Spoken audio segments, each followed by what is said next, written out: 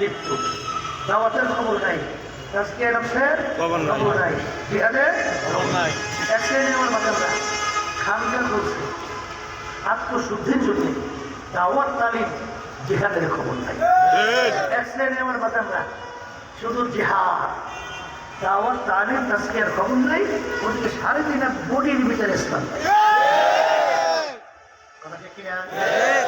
আমার বাচ্চাদেরকে বলবো, দোকানের সাইনবোর্ড স্বর্ণের দোকান, ভিতরে দুইকে দেখেন লোহা বসাই, ভিতরে কি এখন স্বর্ণের দোকান দেখে ঢুকে দুইকে দেখে লোহা। এখন একবার টাকায় সাইনবোর্ড আর একবার টাকায় দোকানে, মানে ব্যাপার কি, কিন্তু সাইনবোর্ড স্বর্ণ ভিতরে লোহা। এখন দোকানদারকে বলতেছে, ভাই আপনি সাইনবোর্ড পরিবর্তন করেন টাকা, আপনি সাইনবোর্ড লাগাইছেন স্বর্ণ, ভিতরে লোহা, এটা লেখেন লোহার দোকান, রড অথবা সিমেন্ট, এই সাইনবোর্ড টাকা। কথা ঠিক না? আমার বাজারদারকে বলবো, গ্রামে একটা কথা আছে শিক্ষার জন্য, মানুষের শখ জাগে না, শখ আছে না, শখ একজনের শখ জাগে, হাতের মধ্যে একটা বাঘ অঙ্কন করবে, বাঘ কি অঙ্কন করবে? বাঘ। এখন যারা অঙ্কন করে তাদের কাছে দাঁড়িয়ে বলছে, ভাই আমাকে একটা বাঘ এঁকে দাও। এখন বাঘের চলে ফোটা দেওয়া লাগে না, যত ফোটা দেওয়া শুরু করছে বলে, ভাই তারাও তো দেখা পায়, তুমি কি আঁকো? বাঘের মাথা।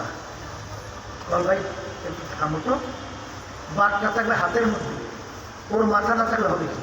আর একটা এখন আঁকতেছে ব্যাগ, আবার তো ব্যথা পায়, কিরে থাম, কি করি?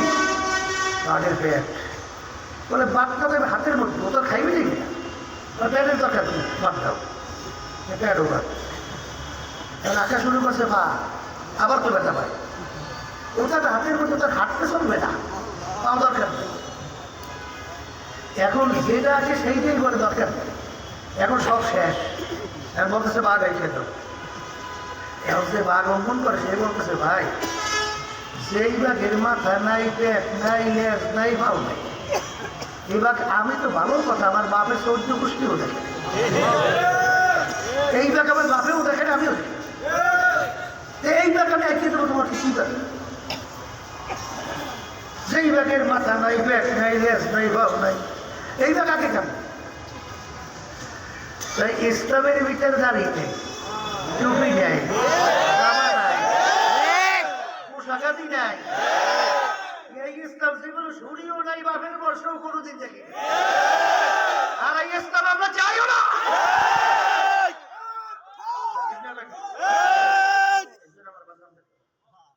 ভালো করে বোঝা লাগবে,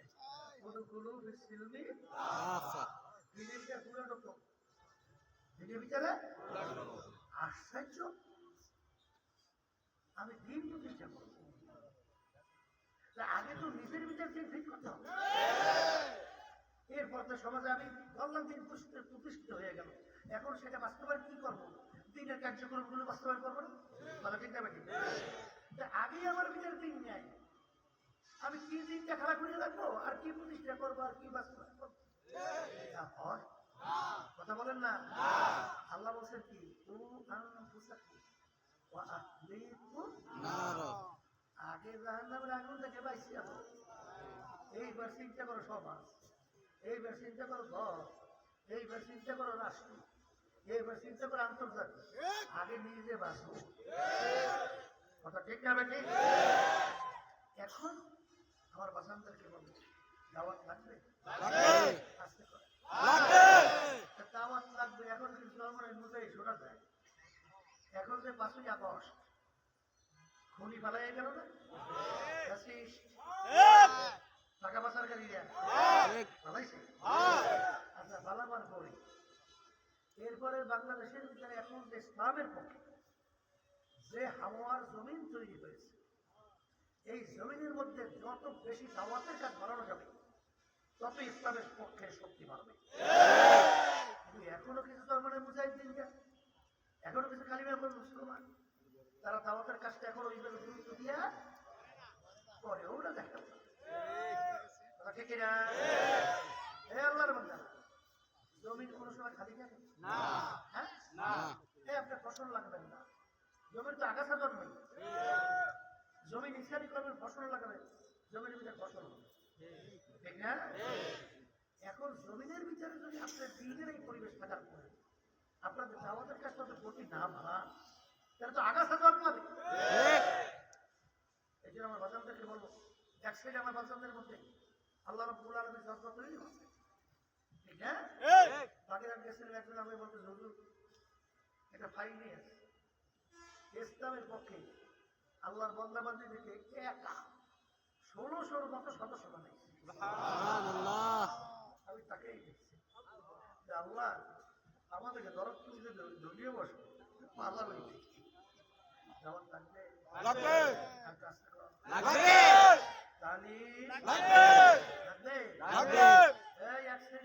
মুজাহিদের কথাই বলি, অন্য নবা দিবে না, অনেকে পুরের মুজাহিদ হয়েছে, জজবাও আছে, বুঝলেন?